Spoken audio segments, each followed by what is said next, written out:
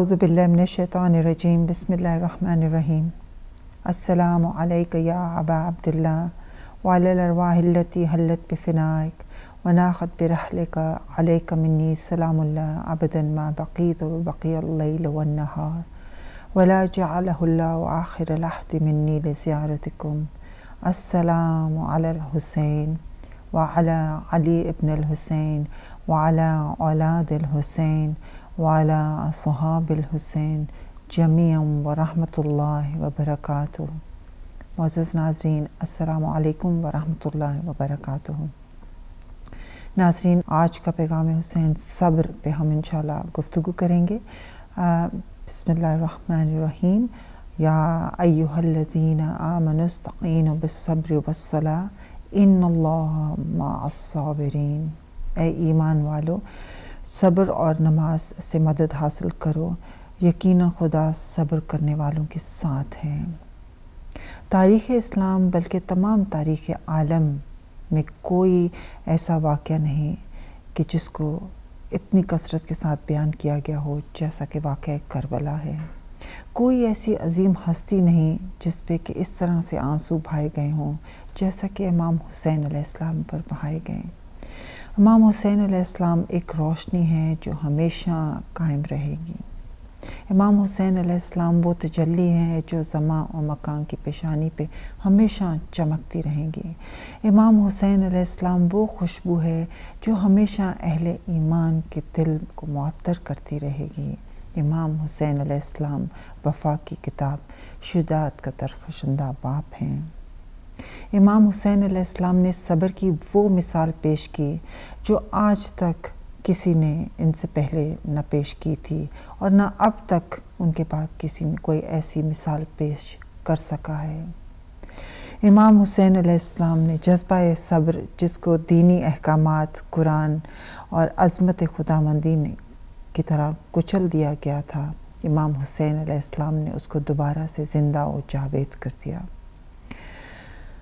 آئیے آج کی گفتگو کو آگے بڑھاتے ہیں۔ میں آپ کا تعارف کراؤں، میرے ساتھ یہاں موجود ہیں محترمہ سیدہ فرت حسین صاحبہ۔ السلام علیکم ورحمۃ اللہ وبرکاتہ۔ وعلیکم السلام ورحمۃ اللہ وبرکاتہ۔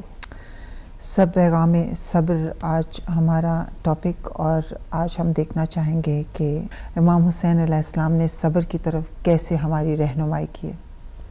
جی نبیلہ بہن، بہت تیزی سے یہ ایام عزا جو اول عشرہ ہے عزاداری کے حوالے سے بہت تیزی سے گزر گیا اور بہت ہی تھوڑا عرصہ رہ گیا ہے کہ امام برحق امام حسین علیہ السلام اور ہمارے درمیان ظاہری جدائی۔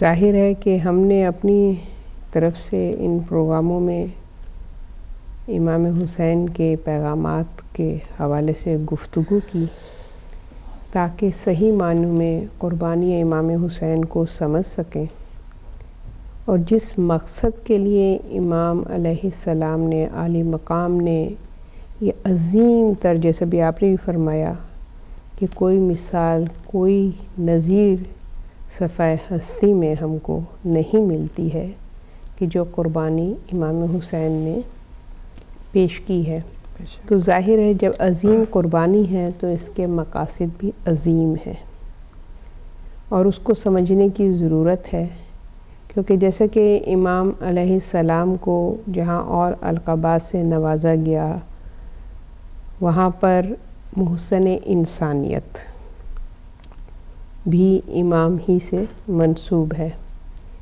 کہ امام نے اس قربانی کے ذریعے سے پوری انسانیت کو بچایا ہے، وہ انسانیت کے محسن ہیں۔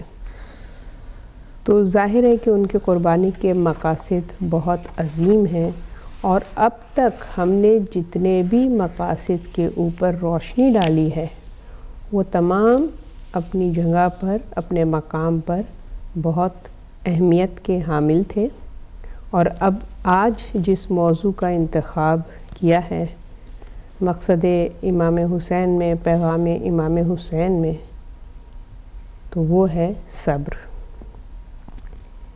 آپ نے آیت کی تلاوت فرمائی، سورہ بقرہ میں اللہ سبحانہ تعالیٰ نے صاحبان ایمان کو مخاطب فرمایا، یا ایھا الذین آمنوا استعینوا اللہ بالصبر والصلاۃ ان اللہ مع الصابرین۔ اے صاحبان ایمان، صبر اور صلاۃ کے ذریعے سے مدد حاصل کرو، بے شک اللہ صبر کرنے والوں کے ساتھ ہے۔ اگر اس آیت کو کردار امام حسین کی روشنی میں، شخصیت امام حسین کی روشنی میں سمجھنے کی کوشش کی جائے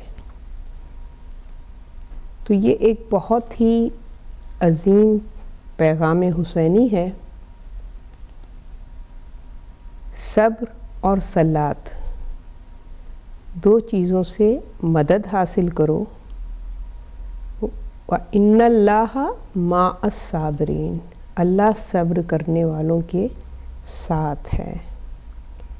یعنی ایک صلاۃ، دوسرے صبر، اور تیسرا ساتھی اللہ سبحانہ تعالیٰ۔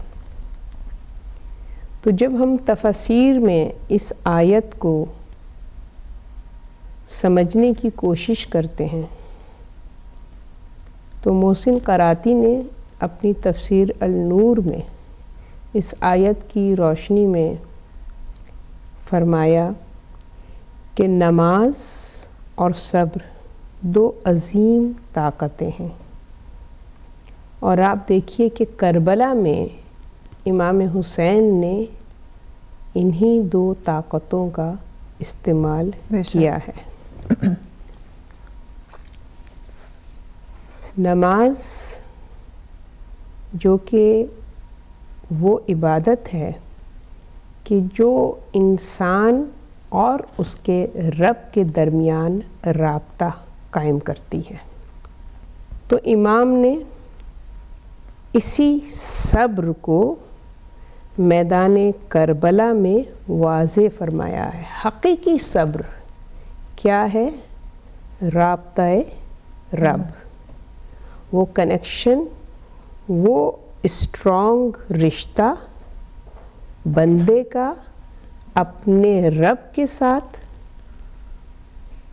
کہ جو نہ ٹوٹنے والا ہے۔ اگر بندہ صبر کی معرفت رکھتا ہے، اس کو صبر کی پہچان ہے، تو یہ وہ دو عظیم طاقتیں ہیں کہ نماز سے مدد حاصل کرو۔ نماز کے حوالے سے ہم کو یہ ملتا ہے کہ انسان کمزور کب ہوتا ہے؟ جب اس خدائی طاقت اور قدرت کی سے دوری ہو جاتی ہے، بے شک تب انسان ناتواں ہے، کمزور ہے، بے بس ہے اور لاچار ہے۔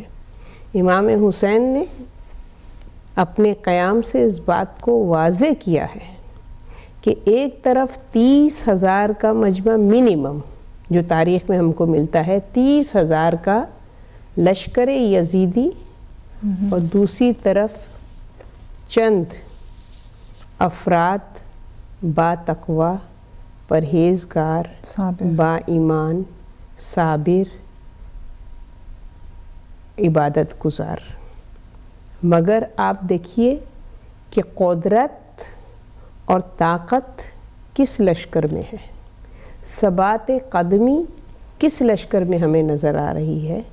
وہ لشکر امام حسین ہے، کیونکہ امام حسین نے جو جذبہ ایثار و قربانی کا اپنے اصحاب اور اہل خانہ میں پیدا کیا ہے، وہ یہ دو طاقتیں ہیں کہ جن دو طاقتوں کی طرف امام نے متوجہ کیا، اور لوگوں کے اندر وہ ولولہ اور وہ جذبہ اور وہ قدرت پیدا ہوئی کہ دشمن کا مقابلہ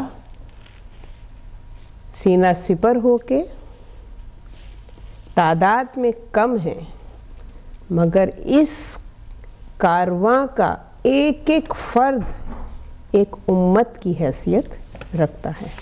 بے شک.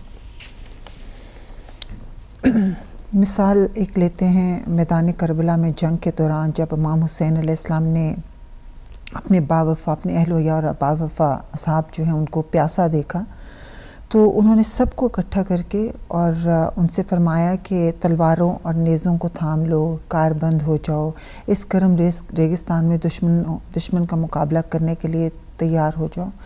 تو امام حسین علیہ السلام نے اور یہی تمہارا اس میں تمہارا صبر ہے، یہ صبر ہے.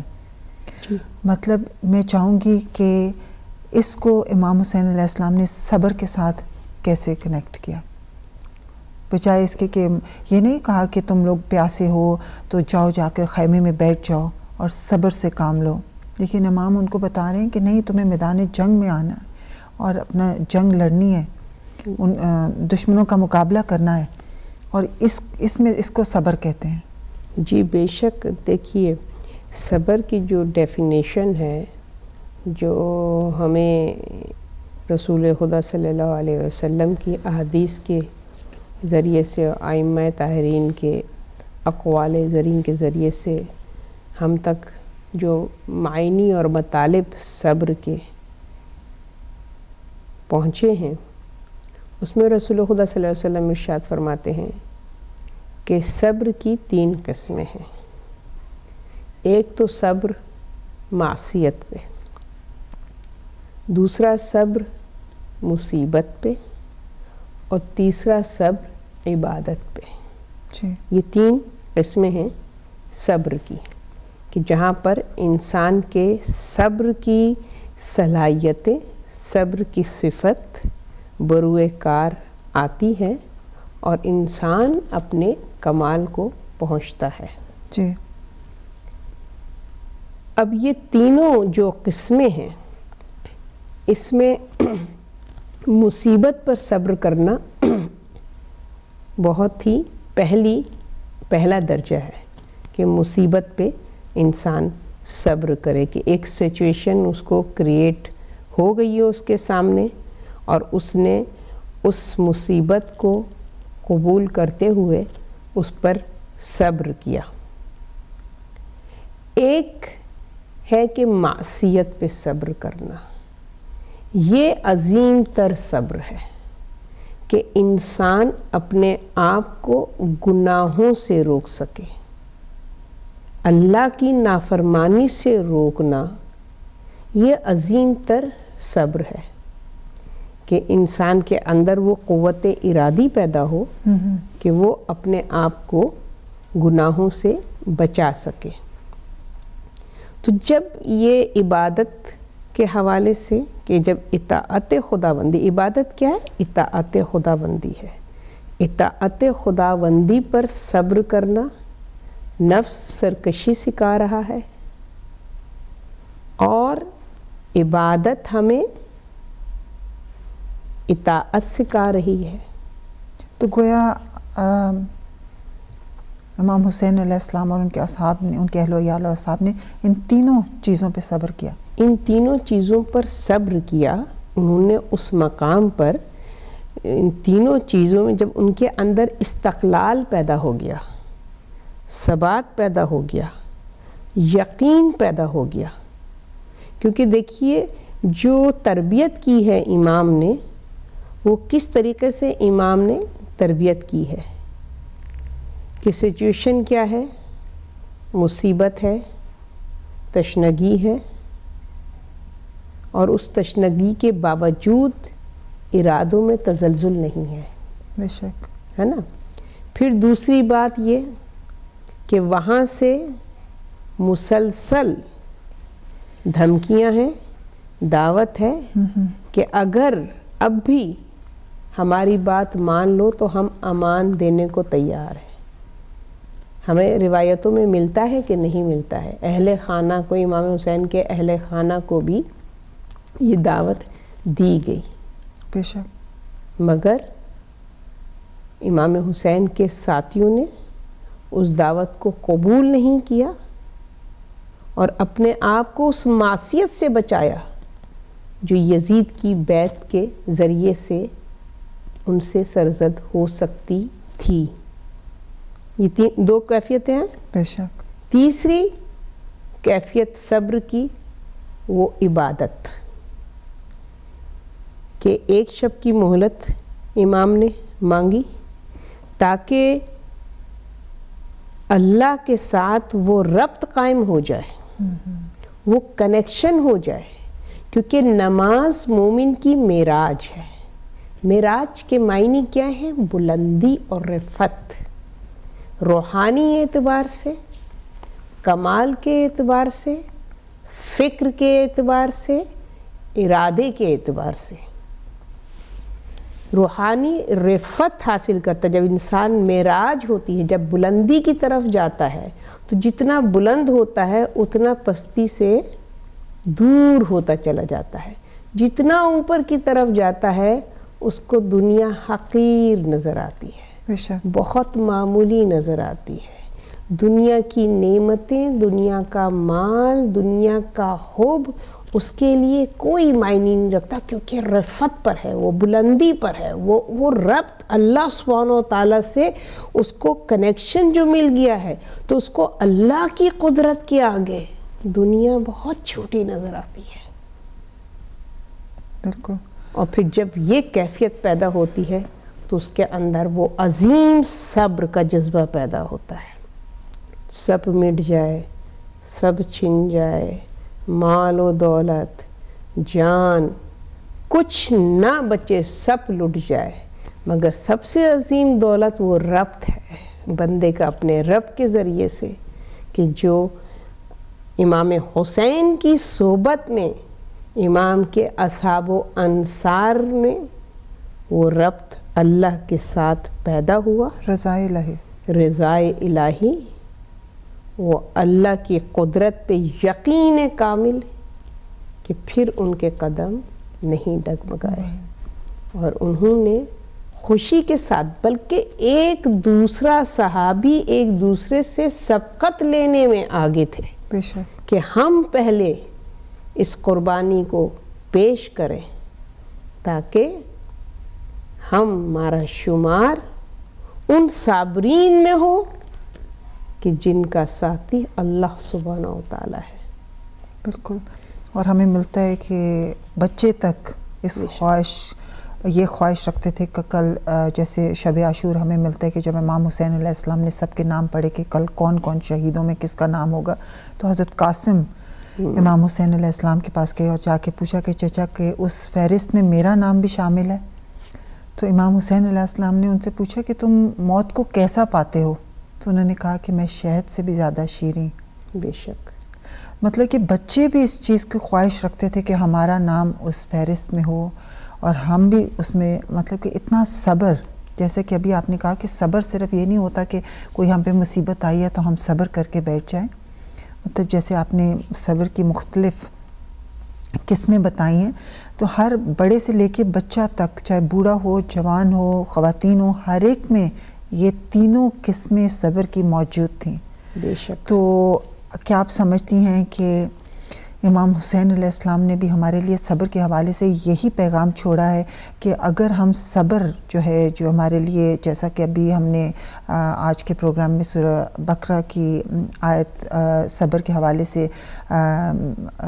تلاوت فرمائی تھی، یا ہمارا موضوع ہے وہ تلاوت جو ہے آج کے اس پروگرام کا، تو اس میں بھی پروردگار یہی کہہ رہا ہے کہ ایمان والو صبر اور نماز سے قربت حاصل کرو. بے شک. تو تم صابرین میں، تو کیا آپ سمجھتے ہیں کہ یہ صبر جو ہے، اس قسم کا صبر ہمیں اللہ سے جو قرب سے نزدیک کرے گا؟ بے شک. دیکھیں، آپ نے ابھی حضرت قاسم، شہزادہ قاسم پسر امام حسن کے حوالے سے گفتگو فرمائی کہ تاریخ میں جن کی عمر 13 اور 14 برس سے زیادہ نہیں ہے، اور آپ نے سے جب پوچھا تو آپ نے کہا کہ موت شہد سے زیادہ شیریں ہے. آپ کا یہ جملہ، حضرت قاسم کا یہ جملہ، ان کے اس انڈرسٹینڈنگ کو واضح کرتا ہے کہ موت کا مفہوم کتنی خوبصورتی سے حضرت قاسم نے بیان فرمایا ہے کہ وہ موت جو حیات ابدی عطا کرتی ہے، وہ موت نہیں ہے جس کو دنیا موت سمجھتی ہے، بلکہ وہ ملاقات ہے اپنے رب سے۔ جب صبر کے ذریعے سے وہ کنیکشن پیدا ہوا تو پھر آرزو ہوگی نا اس سے قریب تر ہونے کی، اس کے نزدیک تر ہونے کی۔ اِنَّا لِلَّهِ وَإِنَّا إِلَيْهِ راجعون۔ سورہ بقرہ میں اللہ سبحانہ وتعالیٰ ارشاد فرماتا ہے وَلَنَبْلُوَنَّكُمْ بِشَيْءٍ مِّنَ الْخَوْفِ وَالْجُوعِ وَنَقْصٍ مِّنَ الْأَمْوَالِ وَالْأَنفُسِ وَالثَّمَرَاتِ وَبَشِّرِ الصَّابِرِينَ الَّذِينَ إِذَا أَصَابَتْهُم مُّصِيبَةٌ قَالُوا إِنَّا لِلَّهِ وَإِنَّا إِلَيْهِ راجعون۔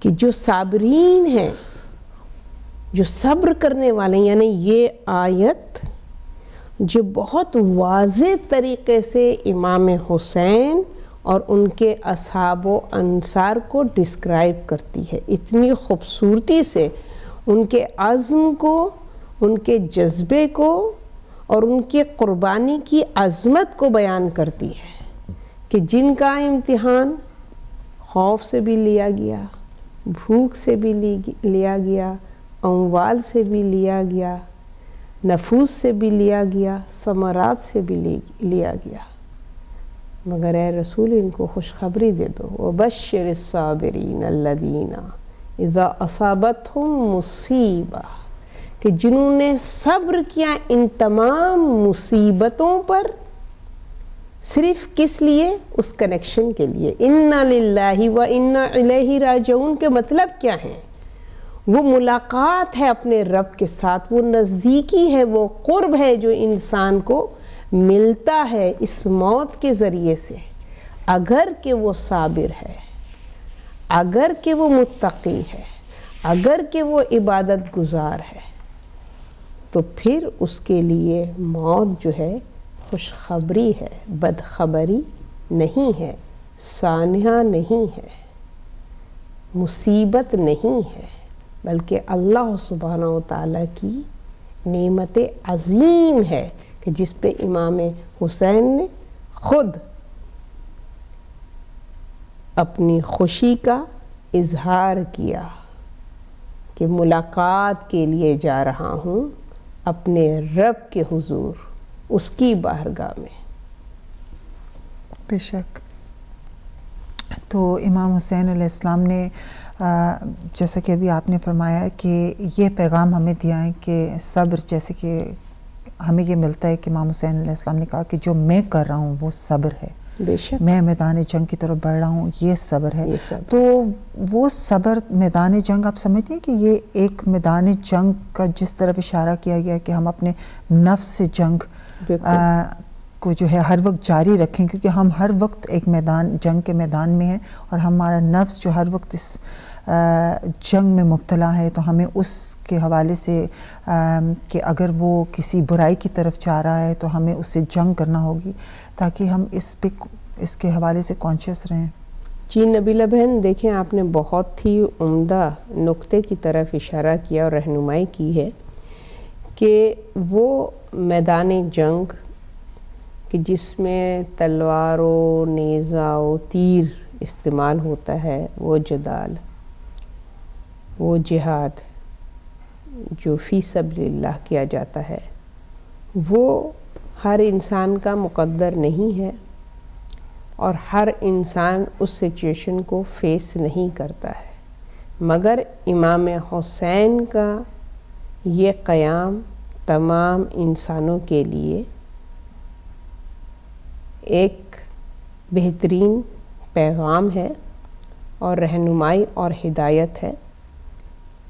تو ظاہر ہے جس سے اندازہ ہوتا ہے کہ وہ تو ایک جہاد ہے کہ جو کسی کے مقدر میں ہے، ہر ایک کو سچویشن کو فیس نہیں کرنا پڑتا ہے، مگر وہ جہاد اکبر جو 24 آورز ہر انسان کو لڑنا پڑتا ہے، کربلا نے اس جہاد کی طرف بھی ہماری رہنمائی کی ہے، بلکہ اصل جہاد کو اس جہاد کی روشنی میں اصل جہاد اکبر ہی کی طرف امام حسین نے ہماری رہنمائی کی ہے، اور ہم کو اس کے لیے تیار ہونے کا درس دیا ہے کہ کس طریقے سے تم اس جہاد کو خوش اسلوبی کے ساتھ، کامیابی اور کامرانی کے ساتھ سر کر سکتے ہو۔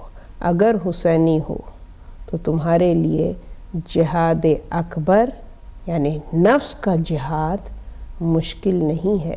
اصول اسی کو بنا لو، کس کو؟ وَاسْتَعِینُوا بِالصَّبْرِ وَالصَّلَاةِ، نماز اور صبر کے اگر ہتھیار تم اپنے ہاتھوں میں لے لو گے تو پھر تم بہت ہی دلیری کے ساتھ، ثابت قدمی کے ساتھ، جوش و ولولے کے ساتھ، شوق و ذوق کے ساتھ اس جہاد اکبر میں فتح اور کامرانی حاصل کر سکو گے۔ مگر اس جہاد اکبر کے لیے بھی تمہیں جس چیز کی ضرورت ہے، جس ہتھیار کی ضرورت ہے، وہ ہے نماز اور صبر، اور اس کی طرف امام نے ہماری رہنمائی کی ہے کہ اگر ان دونوں چیزوں کا ہمارے اندر، یہ دونوں صفات ہمارے اندر پیدا ہو جائیں کہ اب نماز بھی اسی سورہ میں غالباً سورہ بقرہ کی آیت نمبر 45 میں اللہ سبحانہ و تعالیٰ ارشاد فرما رہا ہے وَاسْتَعِینُوا بِالصَّبْرِ وَالصَّلَاةِ وَإِنَّهَا لَكَبِیرَةٌ إِلَّا عَلَى الْخَاشِعِینَ، کہ مدد حاصل کرو صبر سے اور صلاۃ سے، مگر یہ بہت گراں ہے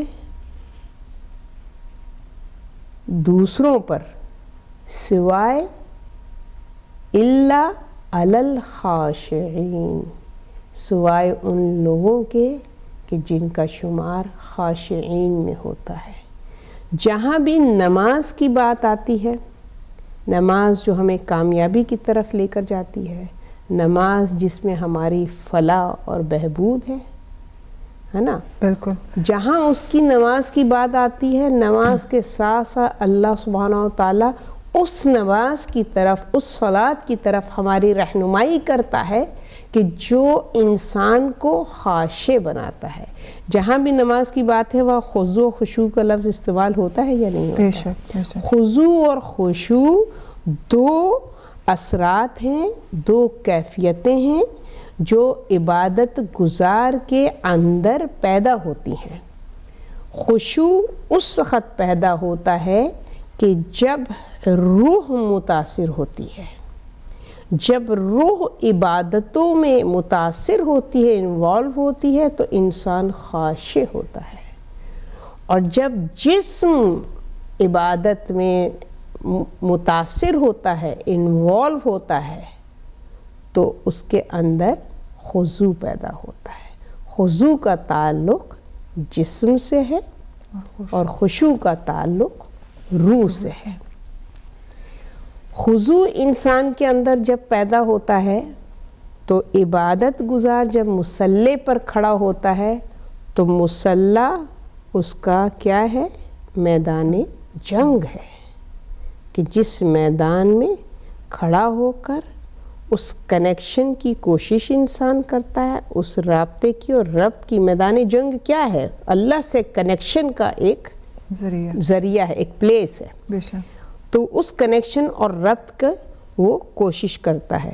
تو اگر وہ اس کے اندر اس کے اعضاء و جوارح میں خضوع ہوتا ہے تو پھر وہ اس چیز کے لیے تیار ہوتا ہے کہ میں بارگاہ رب العزت کی طرف رواں ہوں، اس سفر کی طرف جا رہا ہوں، اور جب یہ کیفیت ہوتی ہے تو مصلی پر اس کا جسم لرزہ بندام ہوتا ہے، اس کے اندر ایک شوق زیارت، ایک ملاقات کے لیے جو بے قراری اور بے چینی ہے وہ اس کے اندر اس وقت پیدا ہوتی ہے جب وہ خضوع کی حالت میں ہوتا ہے.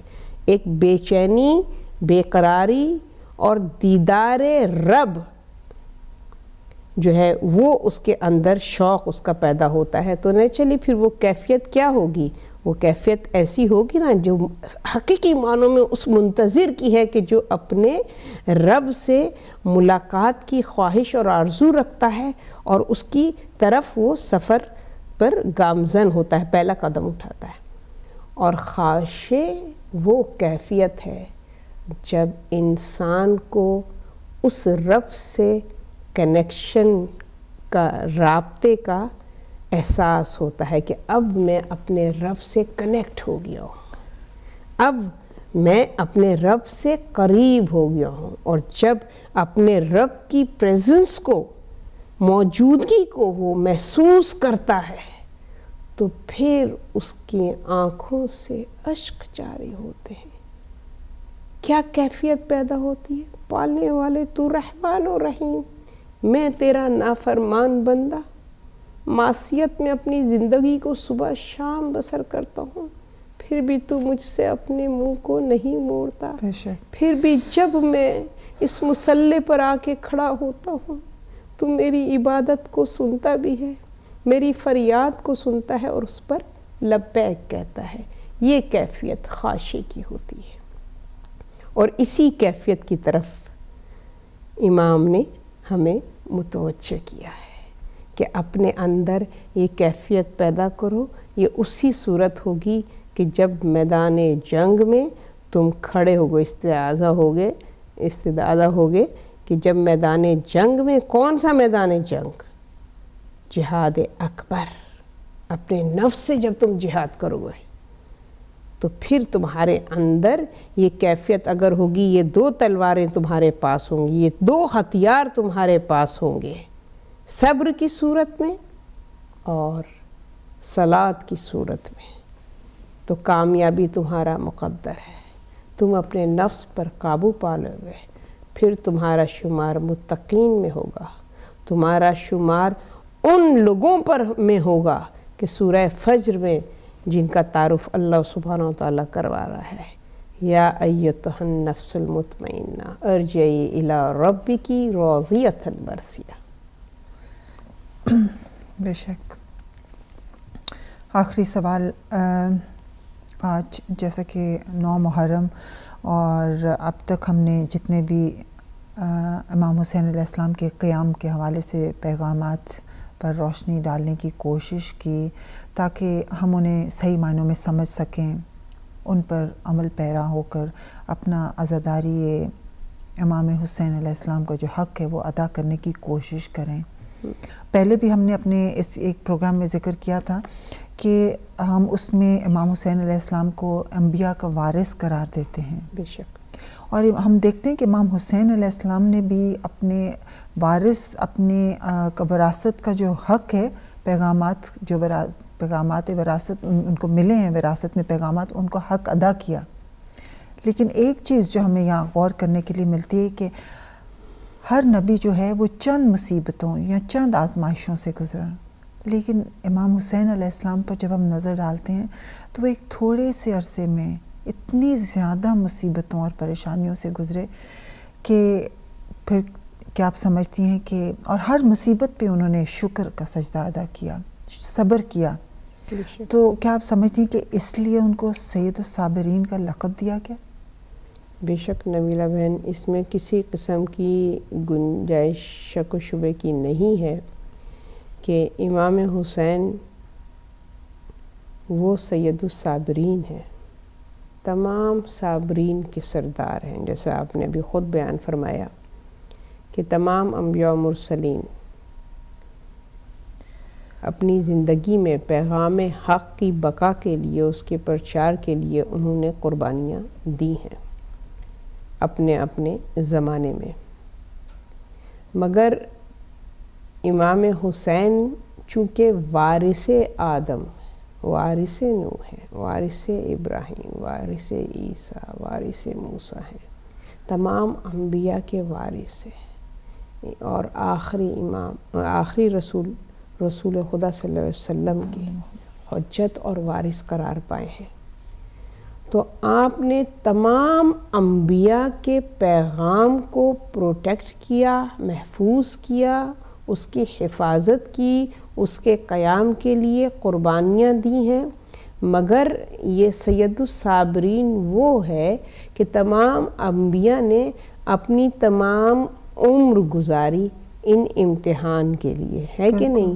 جیسے حضرت نوح کی تاریخ میں ہم کو جو ہے وہ 900 ایئرس کی عمر ملتی ہے کہ انہوں نے جو مصیبتیں پیغام حق کو پھیلانے میں 900 برس میں وہ ان پر چند امتحانات اللہ نے ڈالے۔ حضرت ایوب کے لیے ہم کو ملتا ہے کہ 7 برس حضرت ایوب نے اس امتحان کو فیس کیا ہے، 7 برس کا عرصہ ہے۔ اور پھر اور انبیاء و مرسلین جو ہیں حضرت یعقوب کے حوالے سے ہم کو ملتا ہے کہ ان کے اور ان کے بیٹے میں جو جدائی ہے وہ چند سالوں کی جدائی ہے۔ تو یہ جو امتحانات ہیں اس کا جو ٹائم پیریڈ ہے وہ جو ہے وہ کچھ امتحان ہیں، مگر ٹائم پیریڈ جو ہے اتنے عرصے میں ان پر یہ امتحانات آئے ہیں۔ امام حسین وہ سید الصابرین ہے کہ جس پر یہ تمام امتحان جتنے گزرے ہوئے انبیاءوں پہ امتحان ہوئے ہیں، تمام وہ امتحان ایک دن میں، صبح نماز فجر سے وقت عصر کے درمیان کا یہ پیریڈ ہے، جو اس پیریڈ کو اگر آپ طول دیں تو حضرت آدم سے شروع ہوتا ہے اور امام حسن پر ختم ہوتا ہے۔ یہ پیریڈ اتنا طولانی پیریڈ، وہ تمام امتحانات اگر آپ سمیٹیں تو روز عاشورہ چند گھنٹوں میں میرے مولا مظلوم کربلا نے، نواسہ رسول نے، فرزند زہرا نے یہ تمام امتحانات اپنی زندگی میں فیس کیے، سامنا کیا صبر کے ساتھ۔ آپ دیکھیے تمام انبیاء خدا کے بھیجے ہوئے منتخب کردہ ہیں، اس میں اولو العزم انبیاء بھی ہیں، اور تمام انبیاء باعث احترام ہیں، معصوم بھی ہیں، مگر انبیاؤں پہ جب امتحان ہوئے تو لبوں پر فریاد آئی۔ بے شک انہوں نے دعا کی کہ لبوں پہ فریاد آئی، انہوں نے دعا کی، مگر امام حسین پہ جو امتحانات ہیں تو لبوں پہ فریاد نہیں ہے بلکہ لبوں پر شکر ہے۔ تو مصیبتوں پہ تینوں قسم کے صبر کی میں نے قسمیں بتائی نا، مصیبت، معصیت اور عبادت کے حوالے سے جو صبر ہے، ان تمام صبروں پر گزر جانا، صبر کرنا جو ہے وہ اتنی بڑی بات نہیں ہے، مگر صبر اس طریقے سے کہ شکر کرنا، فریاد نہ کرنا، شکوہ نہ کرنا، بلکہ کیا میرا مولا فرما رہا ہے جب مظلوم کربلا نے اپنی آخری قربانی کو پیش کیا ہے، کون سی قربانی ہے؟ 6 ماہ کا علی اصغر ہے کہ جس کی قربانی کو امام نے پیش کیا، اور جب میدان میں لے کر امام حسین اس ننھے قرآن ناطق کو اپنی ابا کے سائے میں چھپا کر مقتل میں لے کر گئے ہیں، تو کچھ ایسی کیفیت تھی، ضعیف باپ تھا جس کی کمر خمیدہ تھی، جس کی آنکھیں جواں علی اکبر کے غم میں گریہ تھیں۔ اس کیفیت میں جب اس شیرخوار کو امام لے کر گئے تو ان کی مظلومیت پر افواج یزیدی نے بھی گریہ کیا ہے۔ اب آپ اس مصیبت کو آپ جانیے، وہ شقی القلب افواج کہ جس کے دل میں ایک مرتبہ بھی رحم کا جذبہ پیدا نہیں ہوا اور اولاد زہرا کے لاشے کو پامال کیا ہے، اتنا شقی القلب۔ مگر وہ کیا منظر تھا علی اصغر کی بے بسی اور شہادت کا کہ افواج یزیدی نے بھی گریہ کیا ہے۔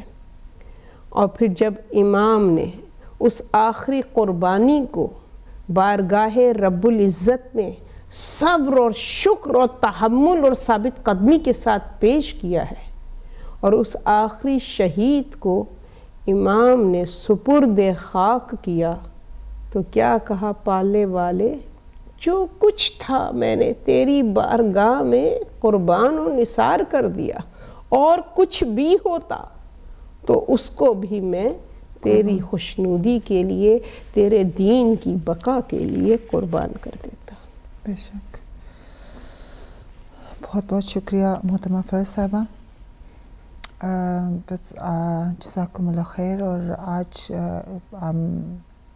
جیسا کہ ابھی آپ نے بھی جناب علی اصغر کے حوالے سے ان کا شہادت کا تذکرہ کیا، تو میں بھی چاہوں گی کہ آخر میں وقت کے امام مہدی علیہ السلام کو جناب علی اصغر کا پرسہ پیش کیا جائے۔ جب رن میں حسین اصغر بے شیر کو لائے، لخت جگر بانوئے دلگیر کو لائے، جلادوں میں اس صاحب توقیر کو لائے، ہاتھوں پہ دھرے چاند سی تصویر کو لائے، غل پڑ گیا دیکھو شہ والا کے سپر کو، خورشید نے ہاتھوں پہ اٹھایا ہے قمر کو، اعداء کو دکھاتے ہیں منہ اس کا شہ خوشخو، میدان میں تجلی ہے میں ہوں مہر کی ہر سو، جاری ہیں ہر ایک صاحب اولاد کے آنسو، کھولے ہیں دامن مثل صدف اصغر مہرو، پیاسا ہے پسر اشکوں سے منہ دھوتے ہیں شیر، پیاسا ہے پسر اشکوں سے منہ دھوتے ہیں شبیر، بچے کی طرف تکتے ہیں اور روتے ہیں شبیر، تم لوگوں میں احمد نے امانت ہمیں چھوڑا، سو تم نے تو سر رشتہ الفت ہی کو توڑا، قرآن سے بھی تم پھر گئے منہ ہم سے بھی موڑا، یہ بھی ہے بہت پانی اگر تو ہمیں تھوڑا، اولاد نبی قابل بیداد نہیں ہے، کیا آیہ لا اسألکم یاد نہیں ہے، جب تیر کو معصوم کی گردن سے نکالا، دنیا سے سفر کر گیا وہ ہنسیوں والا، چلا کے عجب درد سے روئے شہ والا،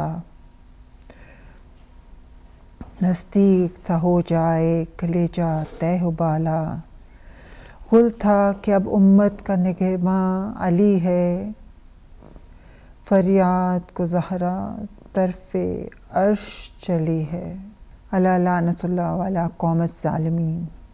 السلام علیکم ورحمۃ اللہ وبرکاتہ۔